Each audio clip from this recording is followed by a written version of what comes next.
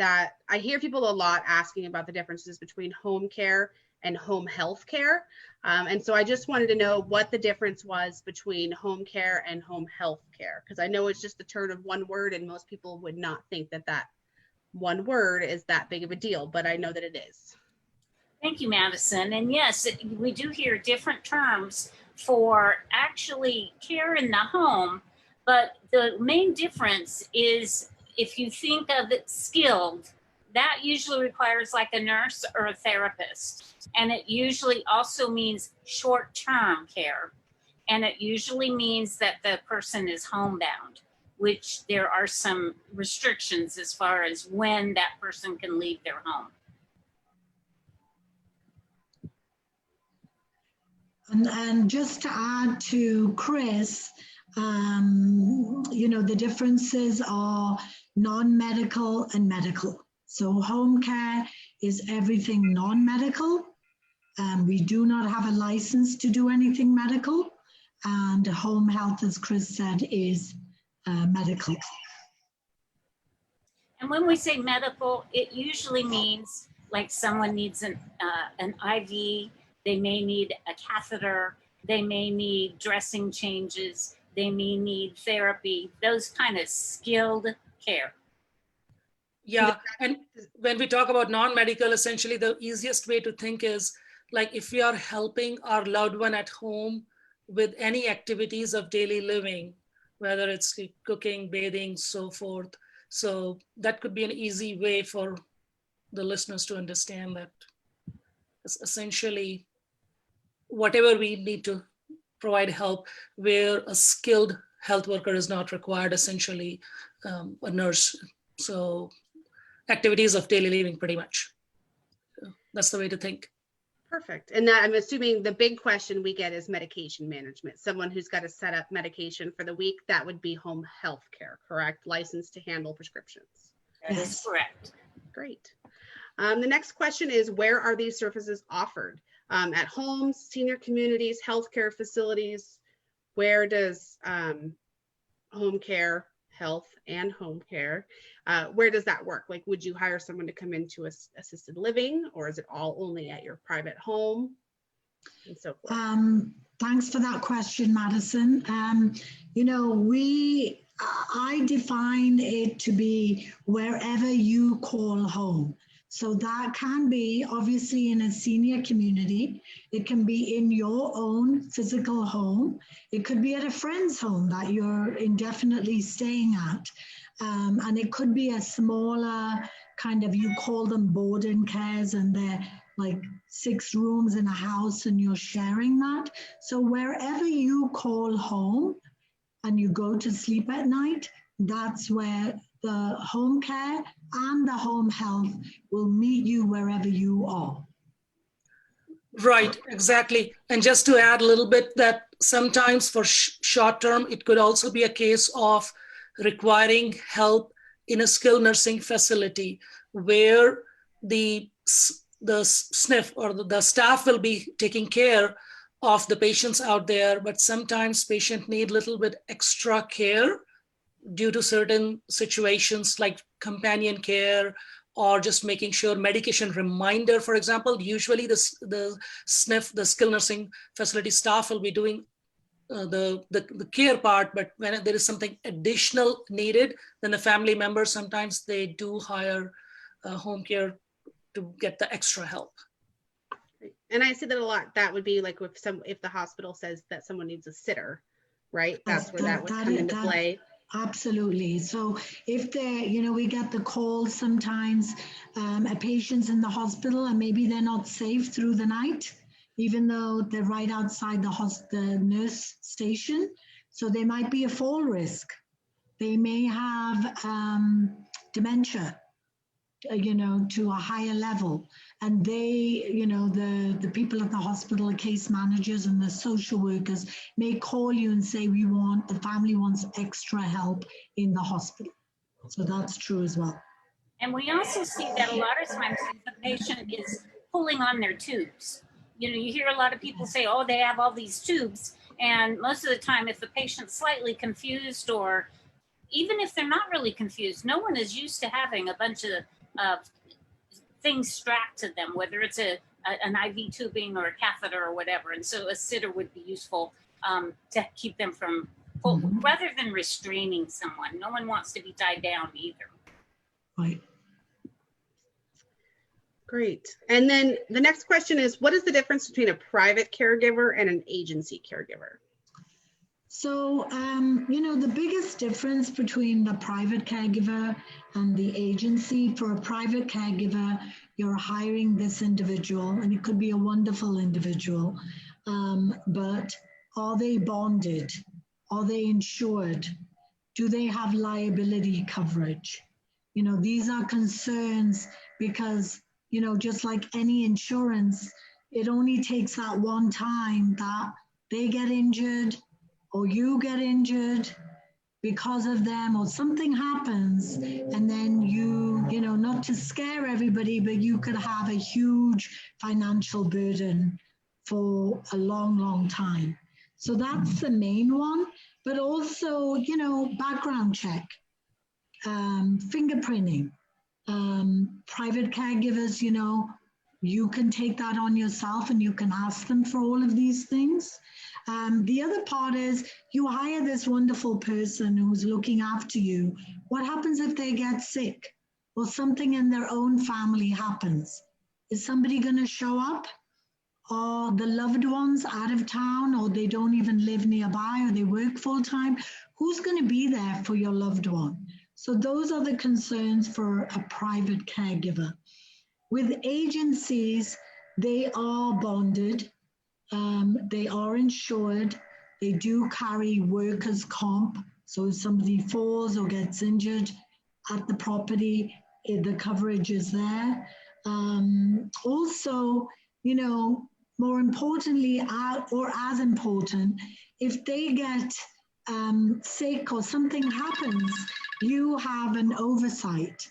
You have an oversight that somebody else, the team, somebody from the team of the office will come and be there to replace the caregiver, or just come and sit there with you until that new caregiver comes. The other advantage to an agency also is this nice person that's coming into the home, do they have a history of abuse? Whether someone's elderly or just ill, everyone should be able to be protected. And so doing the background screen, one thing they check for is, has this nice caregiver had a history of abuse? Exactly. And there is one more thing to look at. Things change. We need to adapt. A caregiver may be a wonderful person and can do the things, but then the situation changes. Is that caregiver getting continuous training? Is that caregiver also able to talk to other team members? The nurse, usually the home care agencies, they also have nurse who can be a consultant to answer certain situations, and an ongoing learning. There are always techniques that come into play, the best practices. And if there are certain methods in an organized agency, usually the clients get benefit out of that. And if there is a person who is doing himself or herself everything, then a continuous education may be something that can be tricky. And in a lot of situations, as condition changes, home care needs also change, and we need to adapt and sort of formulate a strategy to make sure everything is working smoothly and for the benefit of the person. I was just thinking that as people, go further into dementia or things of that nature, the person that they initially hire might not be the one that's best for an advanced stage. Mm-hmm. The next question is, who pays for home care? Are there options besides private pay? Well, if there is a skilled need, and we're talking home health care, most insurance companies, Medicare, Medi-Cal, and your private insurances will usually cover skilled care. And so depending on what insurance you have, that should cover your skilled need. Yeah, and when it comes to non-medical, it's private pay, of course, but then there are various methods and various situations. For example, if a person has long-term care insurance, that can come into play. It could also be, depending on the type of case, if it is a workers' compensation case, then the workers' compensation insurance covers that. It could also be a case of like a veteran, a qualified veteran or surviving spouse can get home care benefit from Veteran Affairs. It could also be based on certain financial condition, in-home support services, and some Medicare Advantage programs that can cover some of the home care needs. And then also financially, there are different techniques, and a team who's working with elderly people can come up with some strategies. For example, if there is a home, reverse mortgage come into play. So it's always good to ask what options are there, if there is a need for help, and people can come up with some good ideas to help out. So my recommendation would be never hesitate when it comes to payment. Ask. There can be ways to manage finances. Great, thank you. And then there are so many home care companies. How should somebody pick one? Like, how would someone go about doing that? On what grounds or basis should they be making those decisions? Because I'm sure it's not just the dollar amount. Right. Yes, Madison, that's correct. So you want to, I think also in this time, you certainly want to you look at Yelp as well, but you also want to look at geography. Is there an office, in your town for that particular agency? When you get them on the phone, do they call you right back?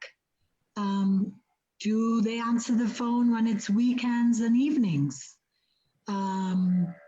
Do they, what's your sense when you talk to them on the phone? What is, they have caregivers? Do they have a client care manager who oversees would be there for any questions or to take care of, a detailed care plan for your loved one? Do they actually come to your home, or is this all happening over the phone and a caregiver shows up at your house with no introduction? So these are definitely things to look at when you're choosing an agency. And like you said, it isn't just the dollar amount. That's very important, that if you put that front and foremost, what kind of care are you getting? One thing we really urge, and we're hoping that people listening not only to this presentation that will take away, but will learn, is that you need to interview these caregivers, whether it's the nice person that you think is going to be the perfect match for your loved one or this particular case. There are ways to interview and interview questions that should be thought about before your loved one is already discharged home, or maybe having, as we indicated, change in their health status. Yes, and also when you are interviewing, it's important to ask questions, not only like how well everything will be done, but what happens. We are dealing with humans. So if I am interviewing someone and I'm getting all the rosy answers that everything will be great, everything will be wonderful, there will be no hiccup, nothing, then something is wrong. We need to be very practical. The right thing is where the heart is. That's what I think. If we sense that the agency, the company, and like we are talking to, are really interested in making a difference in the sense that the quality of life of the person, they are really concerned and how they will do it. If there is a hiccup, a caregiver is coming and a natural emergency can happen, what will happen in that situation? Will the client be just stranded? Or sometimes the caregiver can be perfect. Down the line, that caregiver may have her own issues or his own issues in the life, and certainly the attention is not there or is kind of not. So in that case, if they see certain thing, how do we adapt? Do we remove that caregiver who comes in, or the needs change, and will they be able to support the changes that are required? And also where the caregivers are coming from. That's very important in Bay Area, because commute is a big thing. A lot of times the care is required during the morning hours where, help with toileting, shower, and all that is needed. And if the caregiver is coming from a really remote place, what are the backup options? Because the longer the commute, there are chances that something may happen, or traffic is there, and the client needs to go for a doctor's appointment. So at that point of time, what will we do? Is there a good backup? Is there a local backup? If we have all those things in place, then you know that overall, no matter what the situation is, we'll get the help that is required. That's very important. And that comes down to discussions. And I fully agree with Yasmin, what she mentioned. It's not about sending a caregiver. Is there, the owner of the agency, the management, or the care manager, whoever, a responsible person who is overseeing that, is that person dedicated? Is that person sharing the contact information, and can you reach out? You can text, you can call. So all those things are very important. Thank you. Now, COVID has been very challenging in many ways, isolating seniors. How can we ensure that COVID-19 precautions are being taken, and that our seniors taking precautions so that our seniors are not exposed while receiving home care? So COVID obviously is hitting us all, and particularly for those more vulnerable in our population, for sure. So I think, questions to ask are, what are you doing as an agency to protect your clients, but also your caregivers? So there has to be regular testing. There has to be contact tracing. Where are these caregivers working? So are they only working in the home, and they're going from one home to the other, and they're only having so many shifts? Are they also working in communities where obviously the exposure is much greater? So these are very important given COVID, and given COVID cases are increasing, for sure. What are we seeing we're seeing it all anyway for all of us. We're feeling depressed, we're feeling anxious, we're feeling isolated, but particularly for the elderly and more vulnerable, that is like times 500. So, we want to, not only do we go in and do ADLs, but, that mental health is so important that sometimes it's overlooked.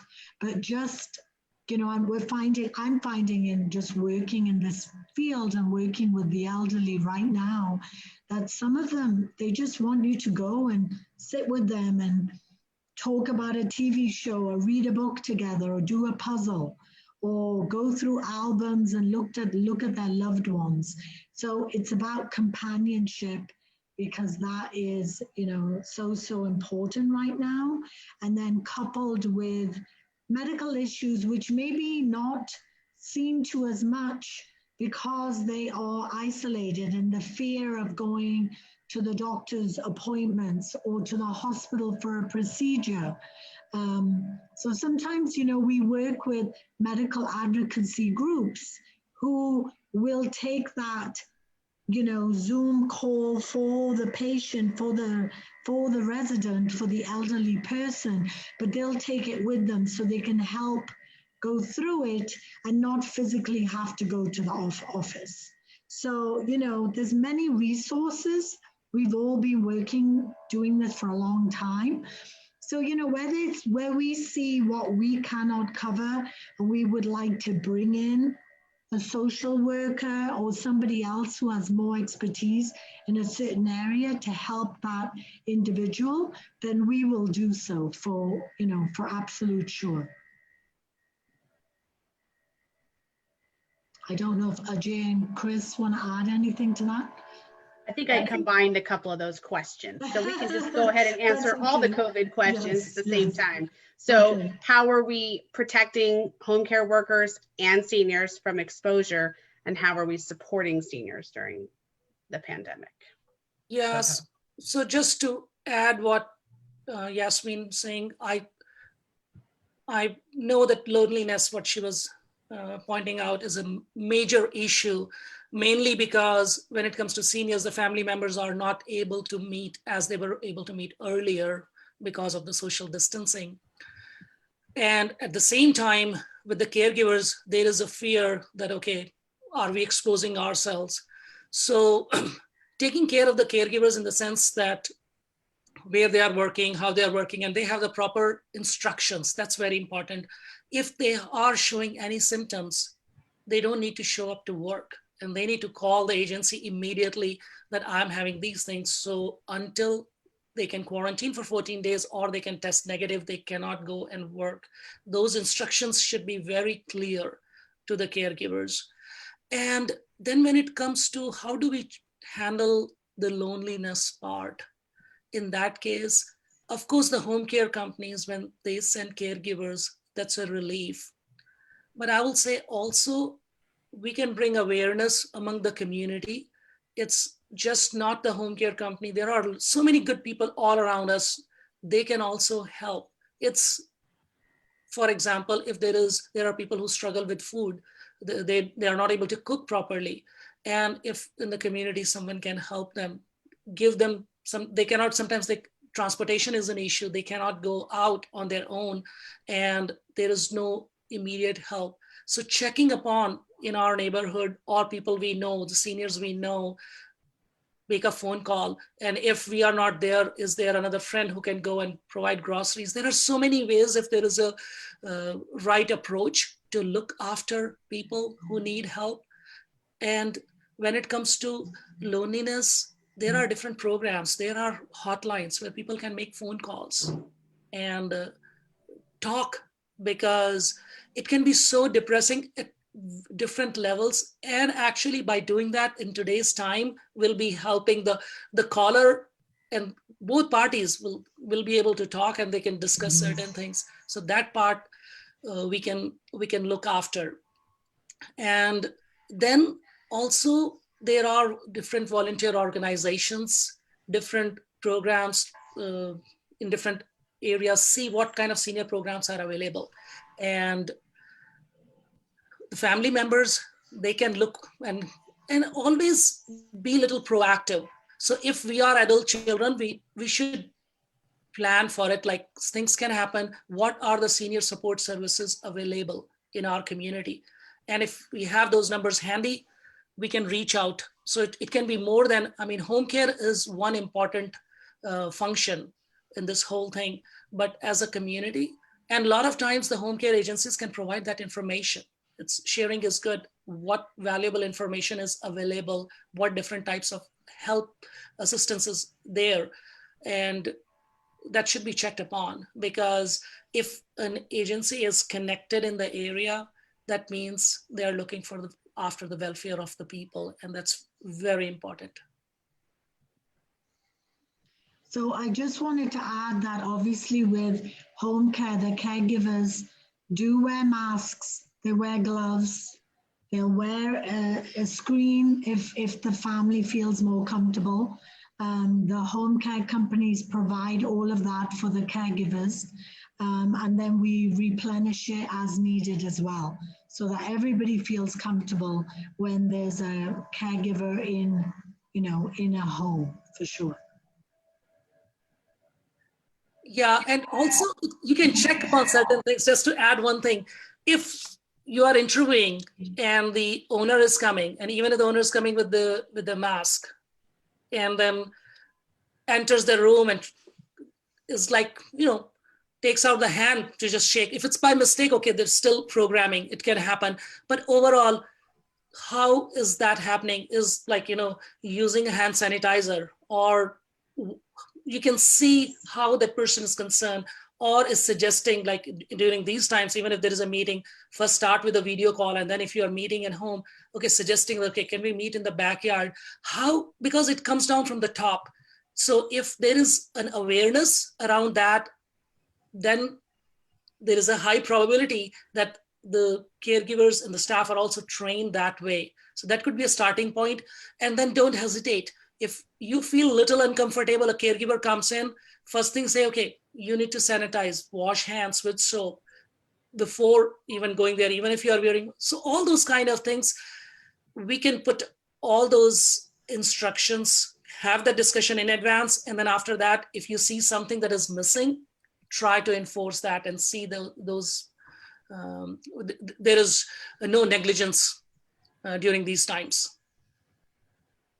Thanks, AJ. And I think you mentioned, food insecurity and things of that, and being in the, just lonely and all that. And I believe, 211 is a number that you can call for resources as well in the Bay Area and in all of the United States. Actually, it just goes to your local 211. It's like 911, only you don't need the paramedics to show up. It's different emergencies. So that's obviously an option. And the other option would be an organization like us, the National Aging in Place Council, where we can offer resources as well. Mm-hmm. And I believe we have one final question just to wrap everything up. And everything's been super useful. And I think that our listeners or watchers, however everyone watches it, will find this very beneficial. Does anyone have any final thoughts as we finish this up? So I think finally, I just want to, send this out to the listeners that there's no stupid question. Ask as many questions as you want. This is your loved one, the most precious thing, one of the precious things in your life. And bringing somebody in, who you don't know and you don't know anything about them is very, very important. So, you have, when people say you have that gut feeling, take your time, have many conversations at different times with that company and just see how it feels. But, it's a huge decision. Sometimes it comes very much at a stressful time. It wasn't planned. That's also, so now all these things are happening at the same time. So my advice would be take your time, ask as many questions as you want, and ask as many people.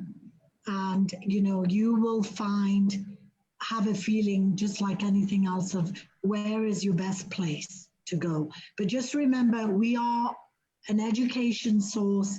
If nothing else and you have questions, you can ask any one of us or the National Aging Council as well.